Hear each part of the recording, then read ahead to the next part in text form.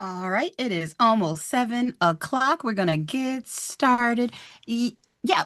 Um, so what is the actual spellings? If anybody's watching, just give us a second. I'm just changing a name here. Okay, so it looks very clear. Okay, I can change that. And let's see, I can do it. But hopefully, everybody had an amazing Valentine's Day. I'm hoping so. I didn't do anything but work, but that's okay. We are going to get right into it, unless you have a question. If you do have a question, throw it in the chat. Otherwise, we are starting with question number 65. Here we go. Which of the following terminates an offer? Keyword here being offer. They're not asking about what terminates a contract, what terminates an offer. And I want to say it was last week I showed you all a slide that said, hey, here are the differences between what terminates an offer and what terminates a contract and what terminates an agency agreement. But having said that, let's see what our answer choice is. We got A, verbal interest from the offeree, B, counter offer by the offeree, C, inquiry about terms by the offeree, or D, request for additional information. So you tell me, what do you think our answer is here? All right. Hello, Rosalinda. All right. Let's see. Are there any here that we can most definitely remove off of our list? Hmm. Hmm. Let's see. I think we can definitely cross off request for additional information. I mean, that just seems silly. You give me an offer, and all of a sudden I have a question, and now it's just over? Absolutely not. Now, really, you said it's B. I do like B. I like B as an option, but we need to make sure that the other ones are incorrect. So we look at A, verbal interest from the offeree. Well, we know in our contract law for real estate, verbal nothing is nothing. That no, absolutely not. Oh, and I see, Rosalinda, you said B as well. And then we got C, inquiry about the terms of the offeree. I mean, those are pretty much the same thing. So it's going to be, that's not our answer, making it absolutely B. Counter offer by the offeree. In fact, you know they are going to test you on this idea that a counteroffer is a permanent rejection of an original offer, and it happens anytime somebody says, no, how about this instead? You change anything about that original offer and you say, here's what I want instead, then that's a counteroffer. So nice. Nice job, ladies, starting off on this Wednesday on the right foot. And hello to Miss Anita and Crystal and Caroline and Cavani coming on in. Welcome, welcome, welcome.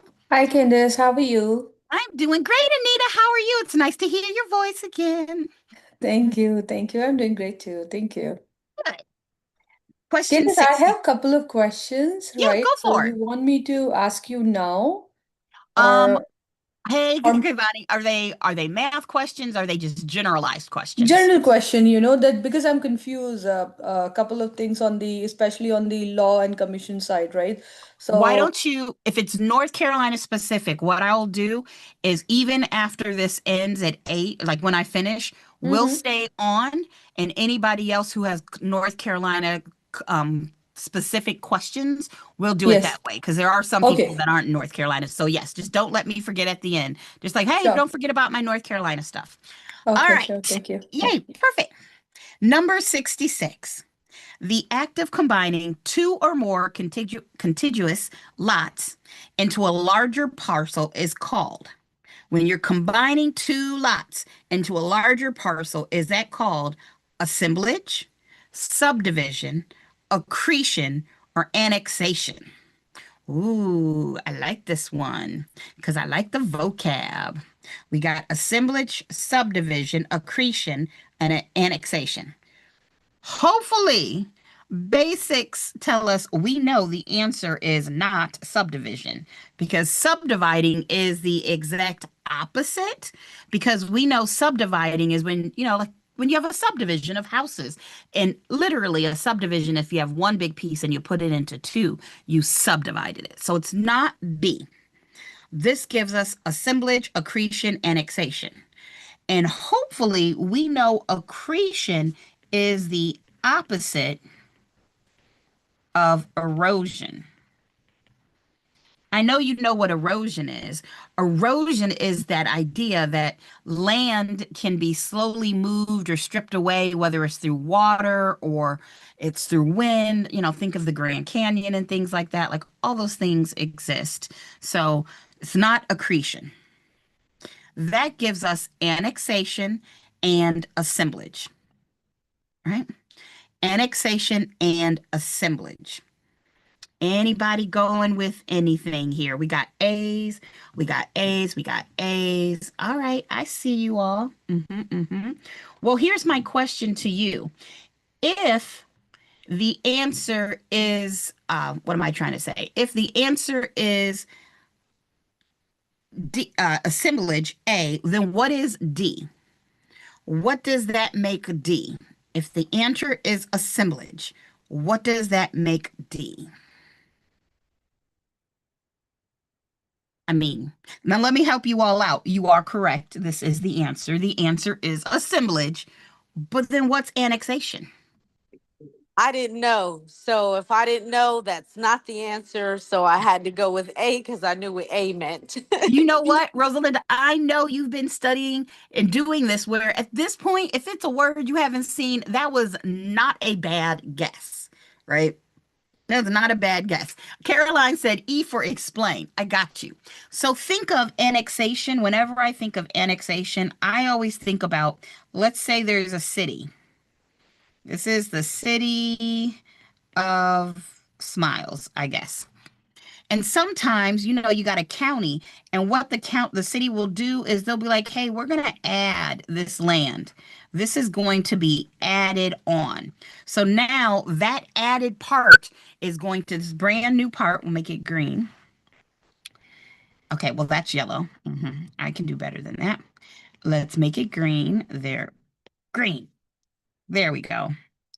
This area is said to be annexed. It's you added it on. You're like attaching it. It's kind of like you got a growth on you. And so a lot of times you'll see, oh, it's an annex, it's an addition. You know where else you see this? You ever see schools where it is they're out of space. And then they'll have one of those trailers where some of the kids go to schools in the trailer, or there's like an additional, if you go to like different worship places of worship, there'll be, if the main sanctuary area is full, there'll be like a secondary place. Those are annexes. So if you think about adding something on, that would be an annex, right? So hopefully you've learned another word. But I love that, Rosalinda, you were like, yeah, I ain't seen that word, but I know I've seen assemblage before, so let's go with that one. I love it. All right, 67. Ooh, it's math time. A building has a reproduction cost of $400,000 and accrued depreciation of $75,000. Using the cost approach, the property value is what? Well, this is one of these problems that sounds like it's hard, but they're really just throwing some words at you. Okay, there's a reproduction cost. This is the cost it would take to reproduce it, right? So that's going to be 400,000. And then we know there's depreciation. That means there's a loss of 75,000. Okay, well, we can do that. If I have something worth 400,000, but I've lost $75,000 worth of value, that means, and remember, this is the improvement. This is just the building. That gives us $325,000 left in value in that improvement. Aren't you impressed that I did that math in my head? You shouldn't be. That was sad and pathetic, but fine. And you see this is an answer choice, but that's not our answer. Because what we have to do is add back in our land. Remember, value comes from two places, the improvement plus the land. So that gives us a total of $425,000 final answer, and that makes our answer D. Woo woo. Again, seems like it was going to be a hard question, but it wasn't. And don't think I didn't notice that I didn't take the opportunity to go 6, 7. Yeah, I need to stop that. B All right. or D? D. B or D? D as in David. No, so the land Oh, is ha, ha, ha, 325 ha. plus I was 100. testing you. Ha ha ha ha. Okay, I saw that now. Okay, B as in boy. When I read the questions correctly or the answers correctly, the answer is B. Don't do that on the test. I just wanted to show you what not to do on the exam. Thank you, Anita, for catching that one. I'm a mess. I'm a mess. All right. 68. In a real estate transaction, the term consideration refers to A, the property being transferred, B, the written form of the contract, C, the legal capacity of the parties, or D, something of value exchanged between the parties.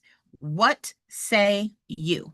All right. Oh, y'all coming in strong. All right. See, I was just ahead of the curve.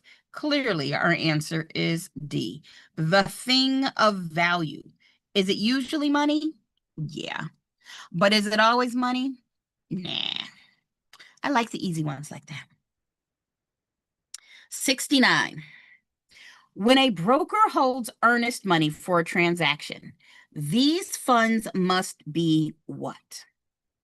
When a broker holds earnest money for a transaction, these funds must be A, invested for maximum return, B, deposited in the broker's personal account, C, held in a separate escrow or trust account, or D, immediately dispersed to the seller. Okay, y'all are on a roll. I see y'all with all these C's. Okay, see, and you know what? I already know what you're going to say. C is for Caroline. I know C is for Caroline, but we also know that C stands for what? What does it stand for? Wait, where's my song? Where's my carrot song? It's not on my screen. What is going on here, people? I see a cookie song and there's an empty space. Lord Jesus. Well, I'll give it a C for right now for this. C is for cookie. That's good enough for me. How did I lose my carrot song? I don't even know what to say about this, guys. I don't even, I know, the carrot song, we got the duck song, we got the B stands for, we have the Pink Panther song. Luckily, we have not lost. My money don't jiggle, jiggle, it folds. I like to see you wiggle, wiggle, for sure. But I promise you all, I will find the carrot song again and figure out what happened. I don't know, but our answer was C, held in a separate escrow or trust account. So scared about that. Question 70. A tenant who damages property intentionally and is evicted for cause may forfeit their what? Is it A, the right to legal representation? Hey, Mary. Hey, girl. Hey. B, personal property on the premises. C, the right to sue the landlord, or D, security deposit. All right, you all are coming in strong with the D. Yep. And you know what we haven't heard in a while, but I know they're gonna ding me if I do it, but let's just take the ding. Under the sea. Under the sea. Okay, that's enough of that. But you all are telling me it is D, security deposit. Do we like that answer? Yes, of course we do. Of course we do. Now, D is the right answer. However, I do want to point something out that a lot of people don't know. And let me put it in a different color. This personal property on the premises, it's going to vary by state. But there are laws. If you are a landlord and somebody just up and leaves, or you're evicting them, you can't just always take all their stuff and throw it out into the road the next day or sell it. Each state has different rules, what you have to do with that remaining personal property and how long you get to hold on to it. Like you have to hold on to it for in case they come back for it, even when you're, evicting them for non-payment. So that's just something I like to point out because a lot of people don't know that. Look it up for your state. My guess is for most people, that would be a broker level question. But just know if somebody tries to throw your stuff away, they cannot just do that. All right, 71. The sales comparison approach to value is most reliable when, so we're looking for most reliable. It is most reliable when A, recent sales of similar properties are available. B, the property generates rental income. C, a few comparable sales are available. Or D, the subject property is unique. What say you? Let me know. What are you thinking? All right, Kavani's giving me an A. Recent sales of similar properties are available. Let's give it. All right, we got 1A. Caroline's giving me a C. Few comparable sales are available. Anybody else? Anita is giving me an A. That gives me 2.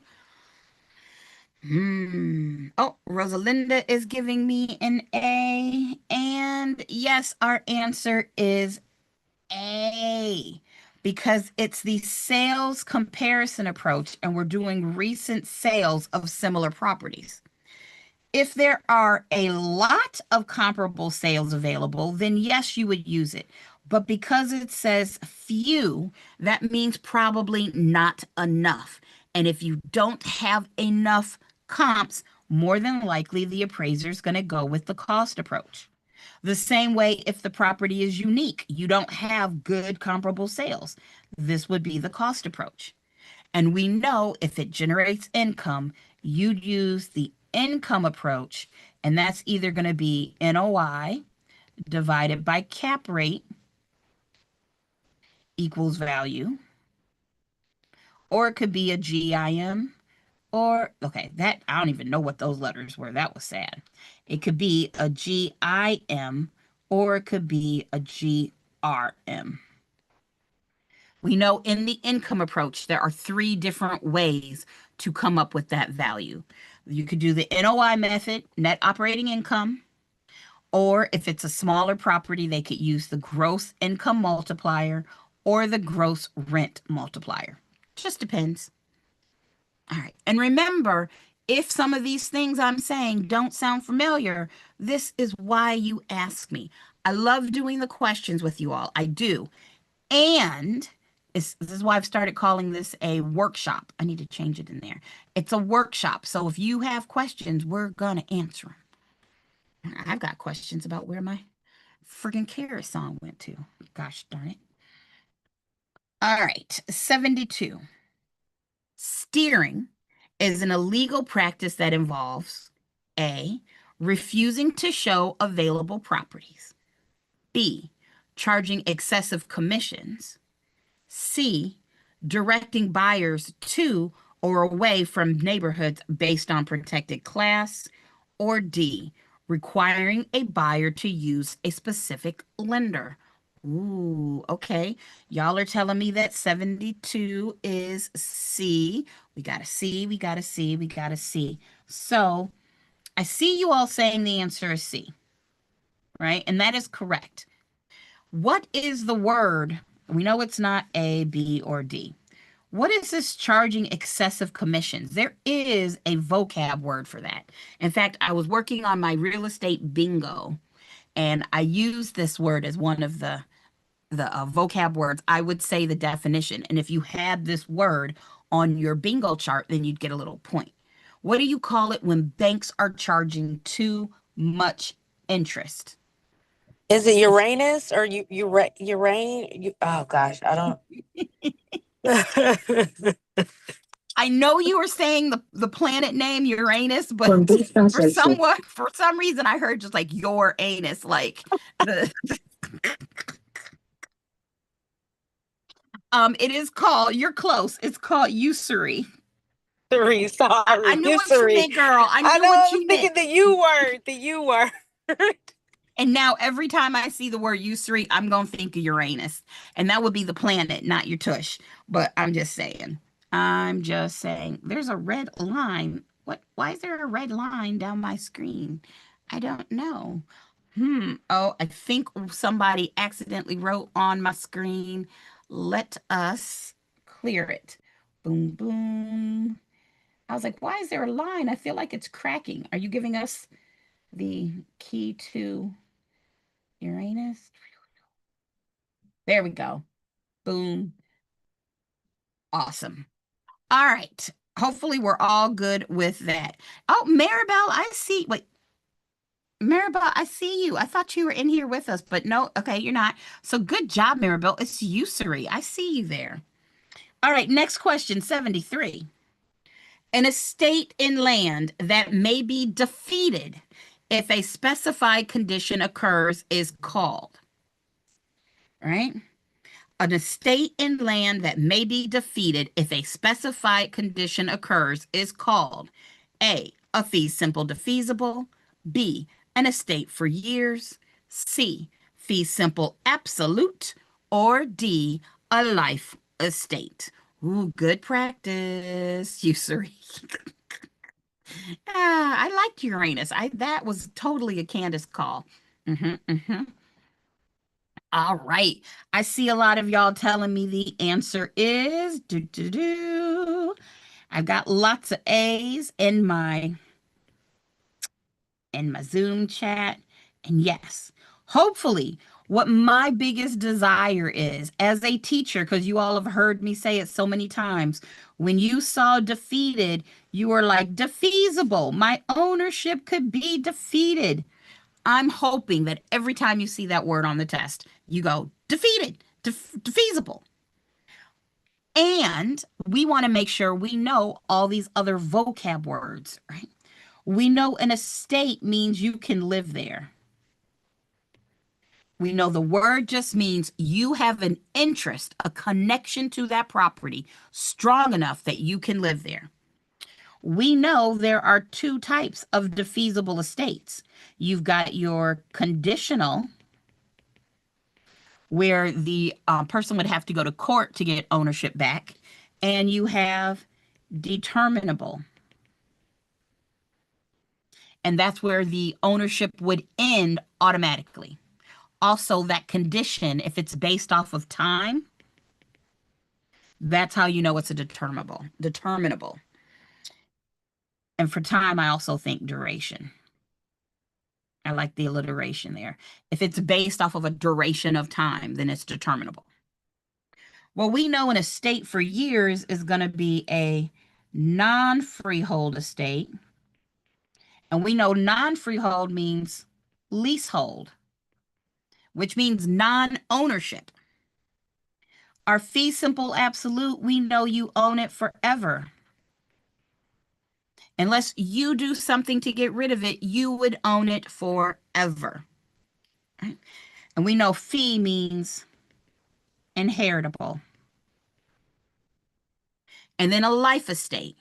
If it's a regular old ordinary life estate, then the life tenant gets to stay. It's the same as the measuring life.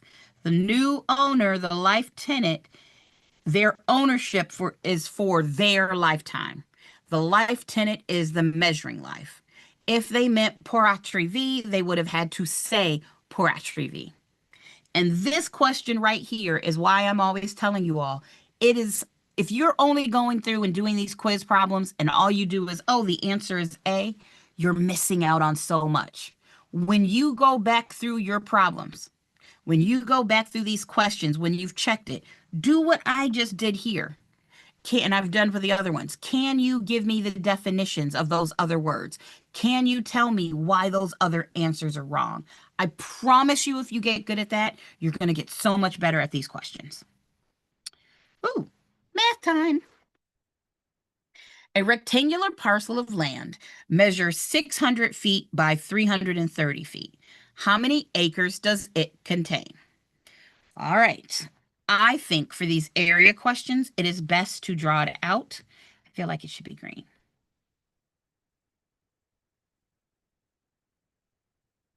Now, remember, this 660 feet and this 330 feet could have looked like 660 with one thing here by 330 with one apostrophe here. If it had had double, we know that means inches. But there were no inches in this one. And we know generally the first number they give you is going to be how wide a property is. If this is the street or the water, usually the first number given for a parcel of land is going to be the frontage, right? This is the frontage. And we know it's 660, which makes this over here 330. And we know area is equal to length times width. So if we know 660 times 330, that gives me, drum roll,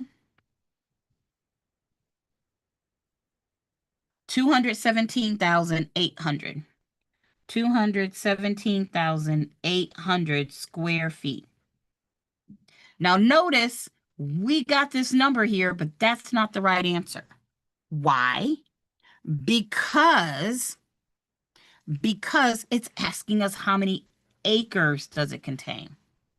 Now, even if you are watching on YouTube or you're in my Zoom room, I need every single person to tell me how many square feet are in an acre. I mean, you can cheat and see somebody else's answer, but I need to know that everybody knows how many square feet are in an acre. Oh, that reminds me, I need to go make more shirts.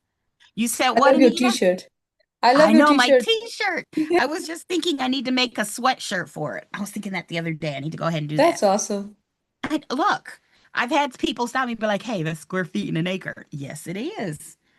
All right. We know it is 4 old ladies going 35 when they should be going 60.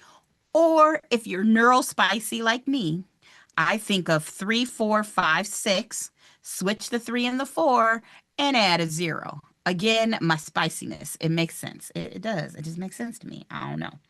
So what we're going to do is we're saying, okay, there's 217,800 square feet.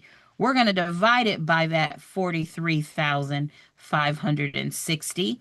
And that's going to give us, divided by 43560. 5. There are 5 acres. Now, I'm going to take a moment to say something, and this is for my North Carolina people. As if this was just a North Carolina review, I would ask you, hey, what else relates to 5? We see 5 in this class some other time. There is something I want you to remember about 5. It's the magic number. And hopefully what you would have said is, oh, 5280. well, I'm thinking of timeshares, right? It's the right to stay someplace 5 times in a 5-year period, 5 separate times. So use these numbers as a jumping off. I'm sure for other people as well, there is something in your state that relates to 5 or 10. Anytime you see numbers, they like to use it, like just try to use it as a way to go, oh yeah, that number also relates to. Okay, 75. Which clause in a mortgage allows the lender to use the foreclosure sale proceeds to pay off other debts secured by the property? Okay. Which clause in a mortgage allows the lender to use the foreclosure sale proceeds to pay off other debts secured by the property. Let me think here. Okay. This is one of those, Candace is looking at it like, allows the lender to use the foreclosure sale proceeds to pay off other debts secured by the property. I wouldn't have said any of these.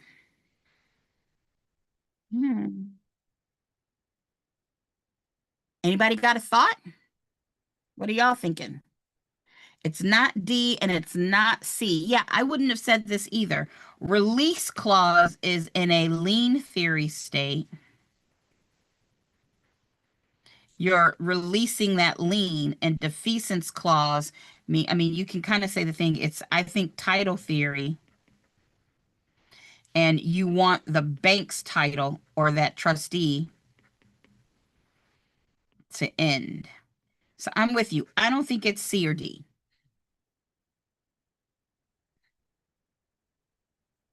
I mean, I don't like any of these.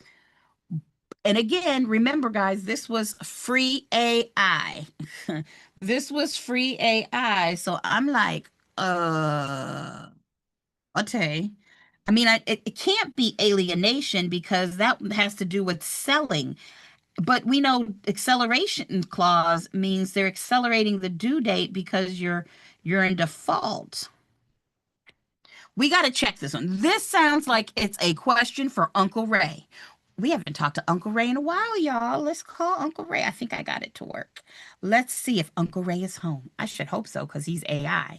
And if he ain't home, we should all be worried. Make sure my volume's up.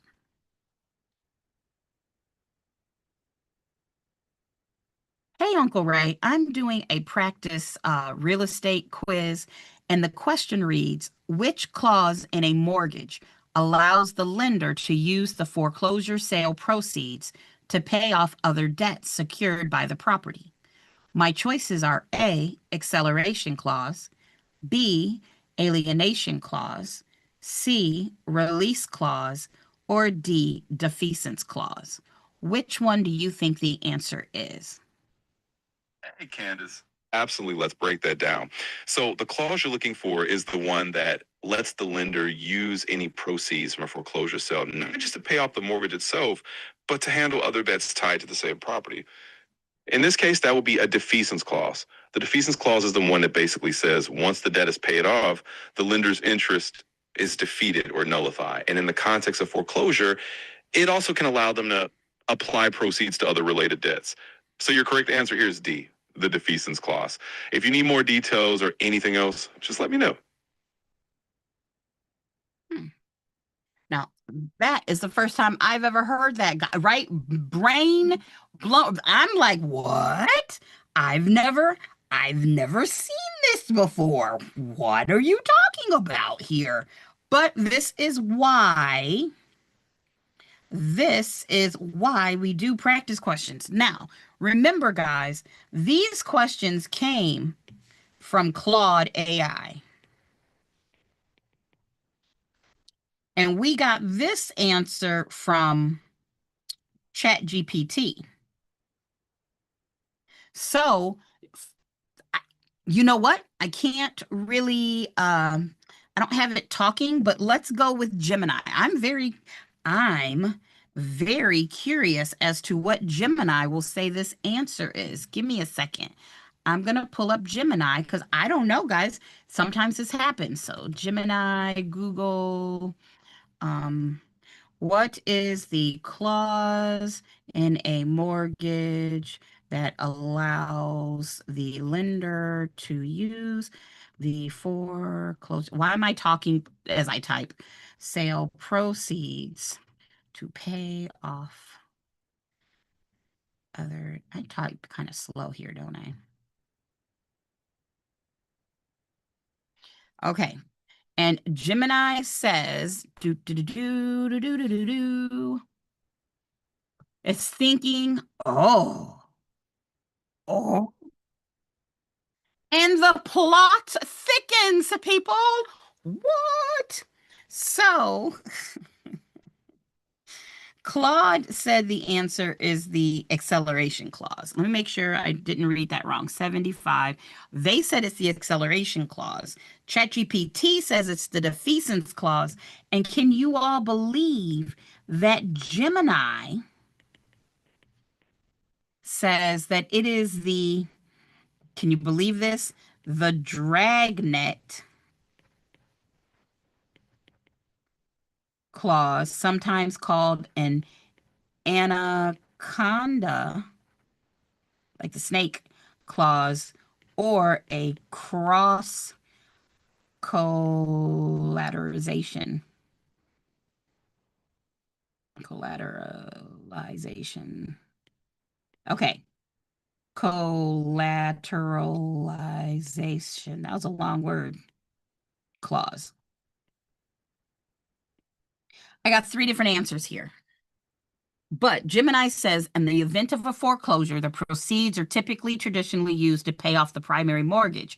However, if a dragnet clause is present, a lender can apply any remaining surplus to any debts. I don't know. There's also something called the application of payments clause. So you've heard of the dragnet, but not the others? Okay.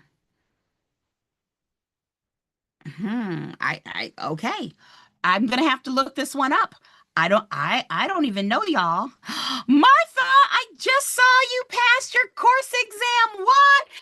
Yay! Martha, oh, that helps me. That makes me feel so much better. You get the, and you also get, Good job, good job. Good job, good job.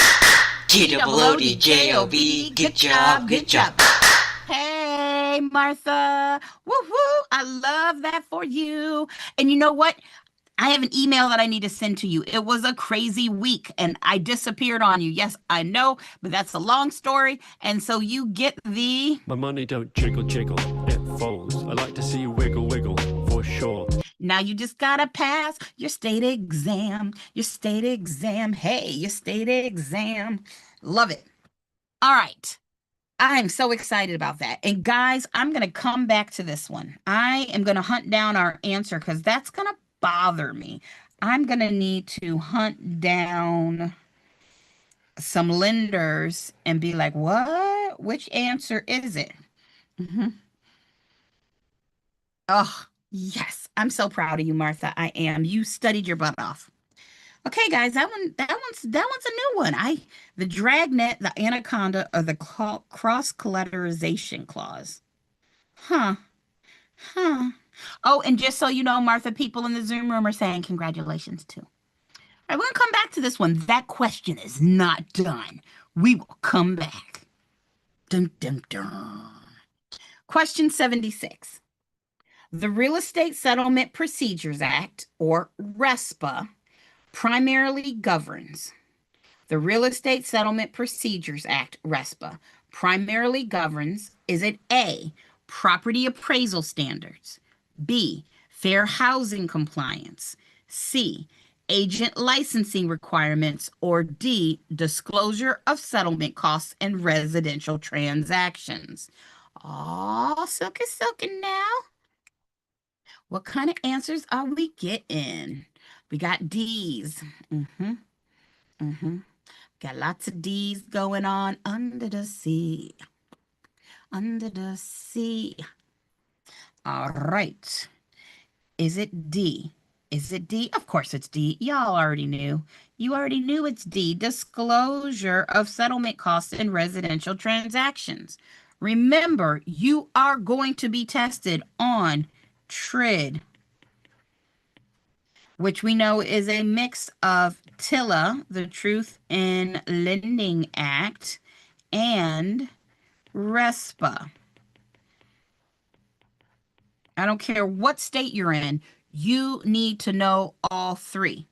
And you need to know TRID comes from the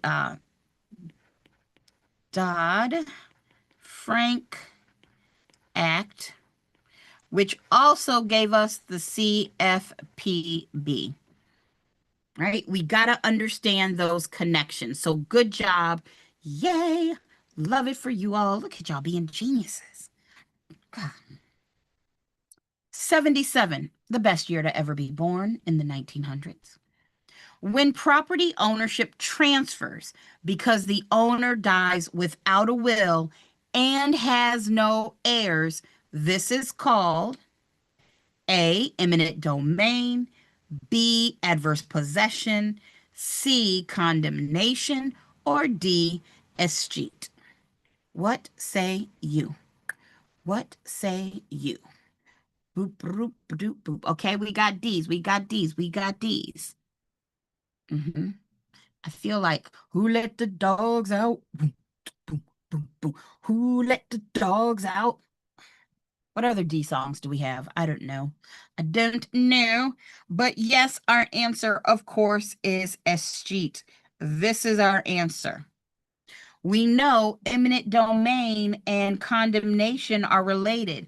Eminent domain is the power for the government to take your land, and we know condemnation is the action of them doing it. And we know adverse possession is where you can own somebody else's property if the use is open, continuous, exclusive, adverse, and notorious. Nice job, guys. Nice jobs.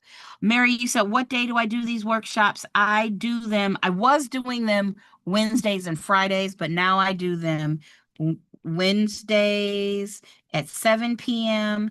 and Sundays at 5 p.m. And there's a slight chance that you all might get Maria to do one more day during the week. So there's that. All right, 78. Ooh, this is a good one too. I already know you're going to get this one. You know you're going to have to answer this one on the test. You know you need to know this one. An exclusive right to sell listing differs from an exclusive agency listing in that what? The exclusive right to sell listing differs from the exclusive agency listing in that A, the listing broker earns a commission regardless, what, I don't even know what that word would be, regardless of who sells the property. B, only one broker may market the property. C, multiple brokers may be compensated. Or D, the seller may sell without paying a commission. Now, I will say the wording of this one makes me go, okay. The exclusive right listing differs from an exclusive agency listing in that. So my question, well, I think all of y'all know that it's not C and it's not B, right? I mean, because in both the exclusive right to sell and the exclusive agency, there's only one broker who's listing the property. I know that, right? But my question becomes, why I think this question is tricky, are they asking us about the exclusive right to sell or the exclusive agency? And in my reading of this question, it wants to know, how does the right to sell differ from the exclusive?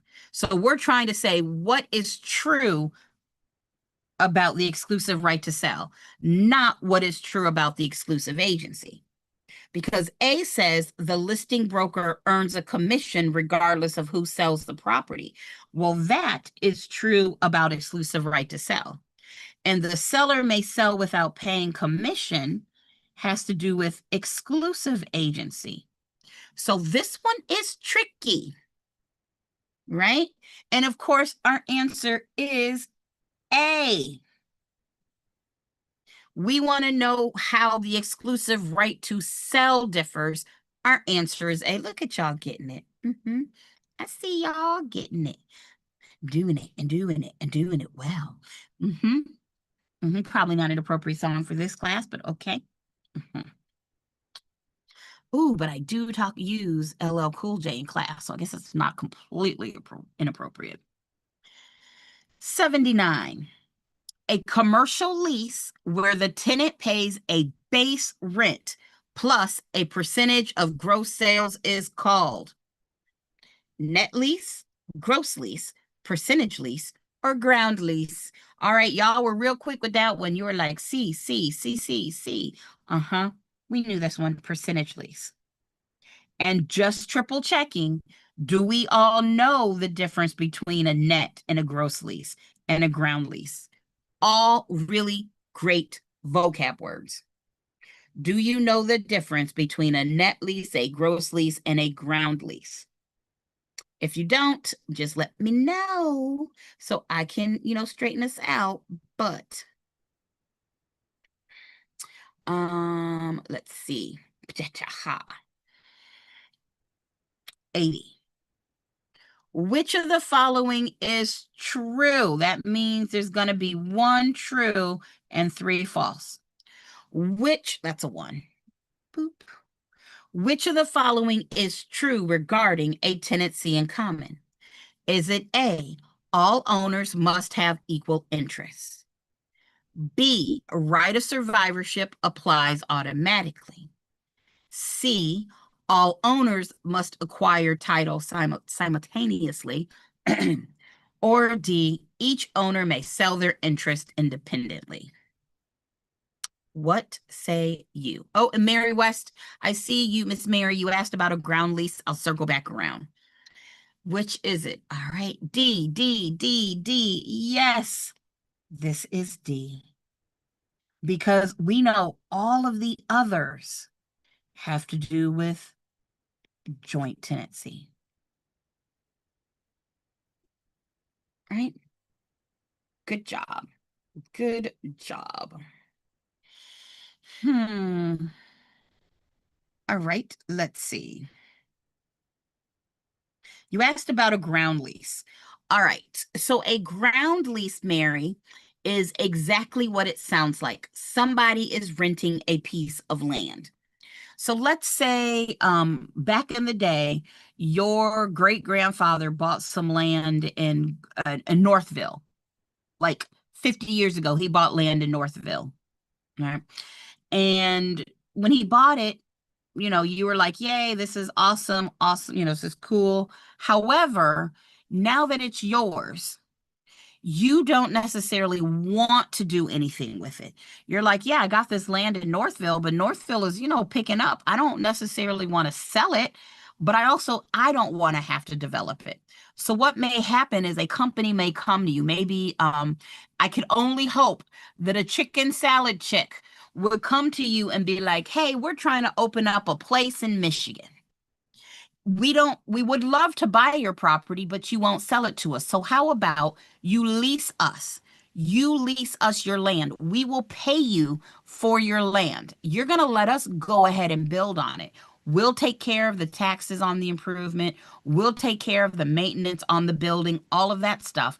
But we're leasing the land from you. And because they're building this structure, they are probably going to demand a lease that's going to be like 100 years or something like that.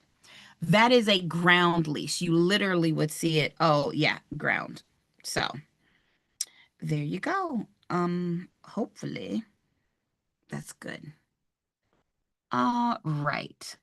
Let's see. I feel like did that go backwards? I feel like on my YouTube screen, it went backwards, but that could just be my connection. Let's see. Let's fix it.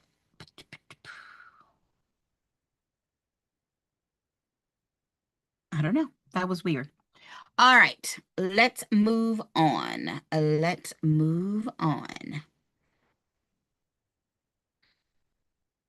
81.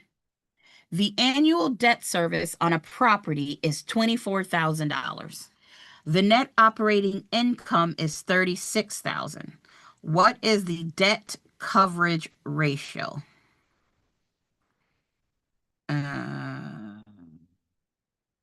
The debt coverage ratio. The annual debt service. So this would be, I've never seen this problem before. This would be your P&I payments. And the net operating income is how much you bring in a year. What is the debt coverage ratio? So It's a ratio, so I know I'm going to be dividing something by something.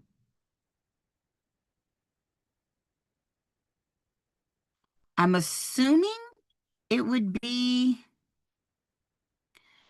the 36,000 divided by the 24,000, because you're saying how much of the debt service is covered by the net operating income. That's my guess. Has anybody seen this before? Because this is new to me. I ain't never seen this. Thanks, AI. I ain't never seen this before. Okay, that's what I'm going to go with. Let me see. 36,000 divided by 24,000. That would give me 0.15. That is my guess. You're saying that the annual income covers 1.5%, or not 1.5, 150%. It's the NOI covers, not only covers, but also gives you some extra compared to what you pay out in debt service. I think that's what they're gonna say, but I honestly don't know. Has anybody seen this before? I got nothing, man. All right, I'm actually gonna have to go hunt this answer down in my stuff. Question number 81. Would Candace have gotten this question correct? Survey says, hey, I got it right. I got it right. Hey, I got it right. Do a little dance, do a little dance, do a little dance, do a little dance. Hey, hey, hey, hey. Hoo-hoo. I didn't know that was going to be right, y'all. So we just learned something. The debt coverage ratio. Now, remember, when you see the word ratio, that's what told me to divide. That's how I knew I needed to divide something. And then it said debt coverage. Well, the debt service is your P&I. And so it makes sense that if you're making $36,000 a year, is that enough to cover what you have to pay out in P&I? So if you went with this answer, which is what I think you would get if you took 24,000 divided by 36,000. Yeah, this would be the answer if you did 24K divided by 36K. This would mean you are losing money. That didn't make sense. I don't even know where these numbers came from. I got nothing. But our answer is here. Now, here's the thing, guys. You could try to figure this out on the test. I mean, in all these years, I've never seen that before. But don't freak out about it. If you got a question like this on your exam and you're like, I've never seen this before in my life, take a wild guess and move on. There's a good chance it's a test question. They're trying to see how people do on it. Don't let it shake your confidence. You know you have this. All right, 82. A deed must contain words of conveyance, also called what? Ah, this is why having those acronyms is so important. A deed must contain words of conveyance, also called A, the covenant clause, B, the granting clause, C, the habendum clause, or D, the warranty clause. I'm just proud of myself. I got that math question right. Now, hopefully you go, okay, I can figure this out. But again, this is one of those things where knowing your vocab, even if you know something is not right, that helps you narrow it down. Like if you're like, okay, you know what it doesn't sound like? It doesn't sound like a warranty clause. Then, all right, that's awesome. Now you have a 33.33% chance of saying, yep, this is it. This is it.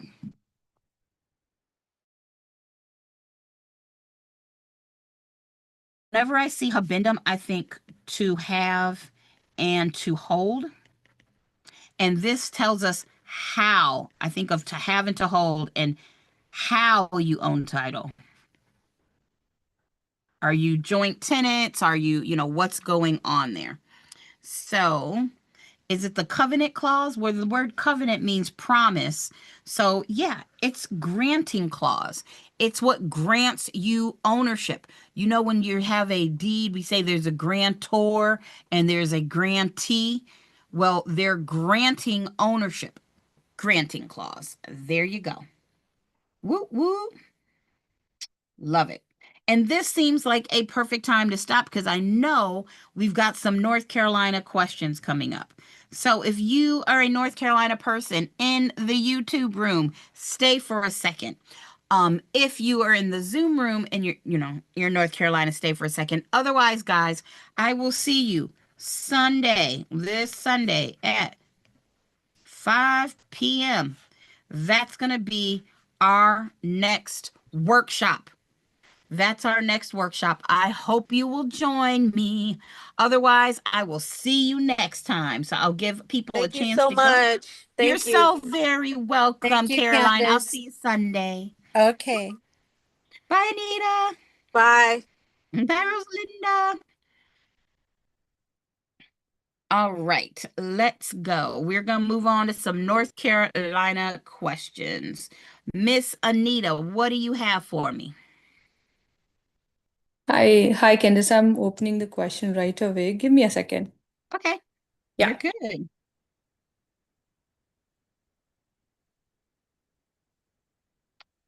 Give me a second. No problem. While you're doing that, Miss Cavani, have you scheduled your exam yet?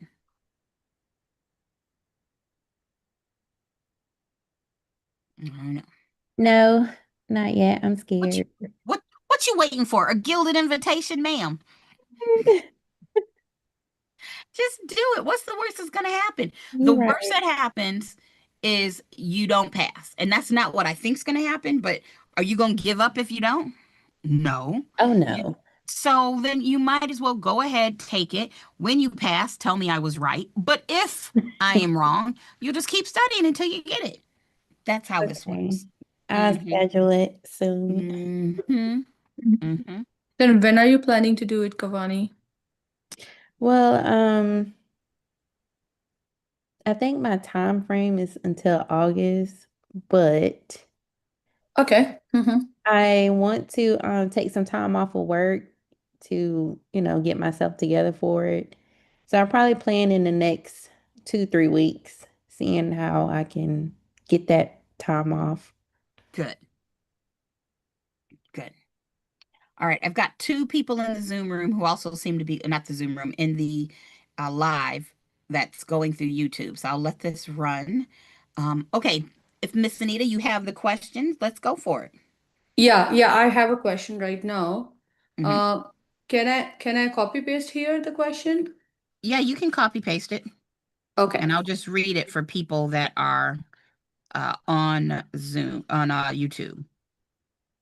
Okay, so this is a true or false question, right? The like AI was telling me it's a true question, but when I was just going through the, a site like this, the Broker Success Hub video recording, and then Sechuansi said that it's a false, right? So I was very confused because as per my understanding, it has to be true. And then I checked the AI also, it was true, but said it's a false, right? So I'm just going through the question right away.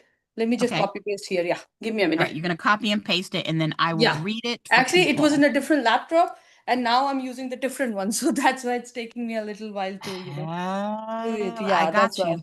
Well, that's okay. So Mhm. if you are on YouTube and if you couldn't hear Anita, she encountered a question where one answer said it was true, two things said it was true, somebody else said it was false, and now she's coming to me to see if it is actually true or Yeah, false. that's what I'm Mhm. just playing it right away. Yep. So I don't Mhm. mind. That's why we workshop. Mhm. That's why we workshop.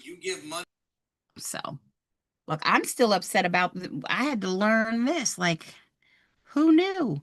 Who knew about this dragnet? I mean, if that had been an option, the cross collateralization clause, I totally would have gone with it, but how am I going to have three different AIs and three different answers? But it goes to show you, as much as I love AI, it is not 100% guaranteed. So Yeah, I agree. That's what I'm confused. That's why I was confused. Like, because the site would not be saying the wrong. So, but even in North Carolina Commission, page also 97A even said something else and said something else. So I was very confused, and I'm not able to find that question in my different laptop. I'm so stupid. Well, if if you find it, you can always email it to me. Okay, that's better. I think I can do that because I'm not able to find that question That's right okay. away. Mm-hmm. That's okay. All right. Was it just that one Oh, got question? it. Oh, you found Got it. it, got it, Okay. got it. Let's hear it. Can I ask you? Yeah. Okay, a broker who's actively licensed in Minnesota may receive a limited, NC broker's license to participate in the purchase of an investment beach home in the Outer Banks. So the question is that a broker who's licensed in Minnesota, but he's actually, doing a transaction in North Carolina for a beach home. Is he eligible to do that? Is it legal, acceptable, or not? They are licensed in Minnesota, Correct. and then they're coming to North Carolina to do a beach home, not a commercial property. It's written investment beach home in the Outer Banks. Ooh. If it's an investment beach home. Hmm. Okay, so here's why I can see why this is confusing. I don't know if this is the world's best question, but that's because in North Carolina, we have something called the not limited liability, a commercial limited, oh Lord Jesus, what's it called? It's called a commercial. I know what you're talking about. Yeah. Limited non-resident license or something like that. Correct. Non-resident license. And it is for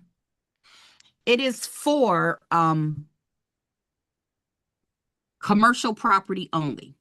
So I would probably answer it this way. The definition of residential is anything that's 1 to 4 family unit properties. If it's 5 or more, then it equals commercial. So even if I was helping somebody buy this investment beach home, I would still use a residential contract. So this seems to me like it's a residential deal. So I would say they cannot do that. I would say that's a big fat no. Because if it was a commercial property, then yes, he could do it. But then that person also has to hook up with a broker. They have to file paperwork with that broker. I mean, there's other steps. So my answer would have been, this is false, that they cannot do this. If it was a commercial property, if they went through the steps, yes. Since it's a residential property, I would say, no, they cannot. So what did you say Seth said? That said false. It's they cannot do that. But AI said they can. That's what I was confused. Well, and I wonder if AI is looking at commercial and investment. Yeah, You get what I'm saying? I would guess I would go with probably not, because that sounds to me like a residential deal. You would use a residential contract. Okay. So if it's not given the investment and just given the beach home, then it will be yes. No, if it was just a beach home, then it's still a no. Oh, The okay. only way you could say this is possible is if this Minnesota licensed person got the North Carolina limited, commercial license, hooked up with a broker here. Once they got their license, you have to apply, you have to pay just like everybody else. You don't have to take a test. Basically, that limited license is treated like a provisional broker. So they can't handle funds. They have to be supervised by a broker. But that's only for commercial. So if it was just a regular old house that somebody was going to live in, no, this person can't do it. It has to be commercial property. Okay. That makes sense? Yeah, I got it. Cool. One more quick question, if you Yeah. don't mind asking. So there is a one thing like asking if a provisional broker shall be supervised by only one broker in charge at a time. Okay, so there is a scenario. The provisional broker is working with ABC firm, And also in ABC form, there is the same location, there is another form called XYZ form. I'm just giving you hypothetical situation, right? And in the same transaction, like XYZ also do the same listing what ABC does, and the provisional broker can work under too big or not in this scenario. Why would the broker be working for two BICs? That's the question that's what I was confused, right? A provisional So- broker shall be supervised by only one broker in charge at a time, except that the provisional broker may be supervised by no more than two broker in charge of two licensed affiliated firms, located in the same physical location and acting as a co-listing or co-selling agents in a real estate transaction. So is it true or false? So I It's a long think, question. well, I think what they're trying to get at here is if you are a provisional broker, sometimes you want to join a team. And if that team is advertising, remember, and they had to, get a firm license. So maybe there's ABC. You know what? Let me use real companies. Maybe somebody's working at Coldwell Banker. And within Coldwell Banker, they join, they say there's the Smith team. If the Smith team is advertising, like the Smith team with Coldwell Banker, then the Smith team needs a BIC, they need a firm, like they're going to have a firm license, and there's going to be a qualifying broker. In that case, a provisional broker can have a BIC of their firm for the team and a BIC for the team and a BIC for the firm. And they can be supervised by the, two different BICs, but it has to be the same location. If that team had like 20 people and decided to be off-site from the rest of the firm, then no, that provisional broker cannot have two BICs. So depending on when that question was also written, because the law on this has changed like 3 or 4 times in the last 10 years. So I know what the law says now, which is you're going to be provisional. You can generally only have one BIC.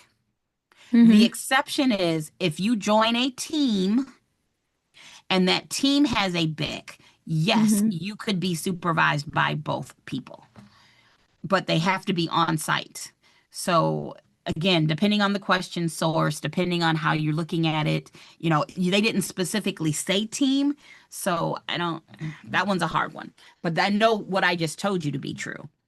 So I would just let that one go. Okay. And a provisional broker, can only become the full broker when the person completes at least 90 hours of the test, right?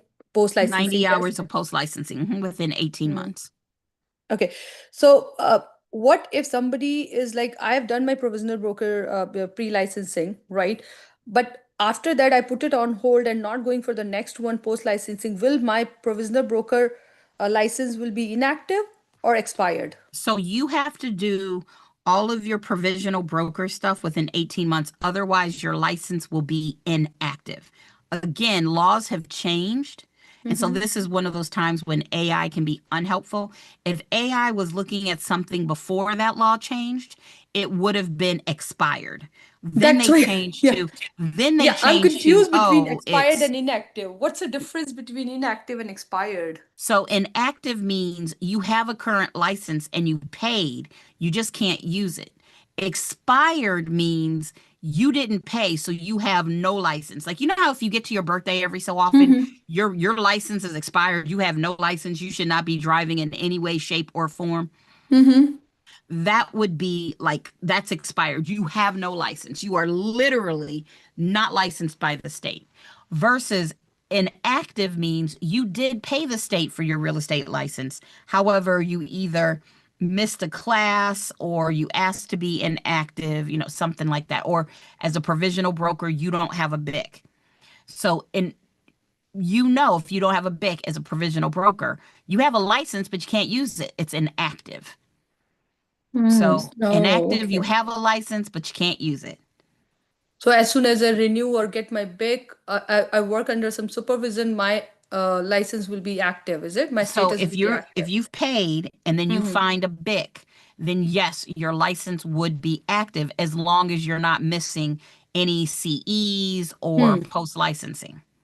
Oh, okay. Okay. I was confused between expired and inactive. I thought those are like synonyms, like They're the Nope. similar words. Nope. And that's a great question. They tend to test you on that a lot.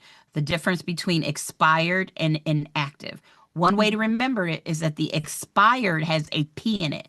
And when you don't pay, it's expired. See what I'm getting there? The alliteration there?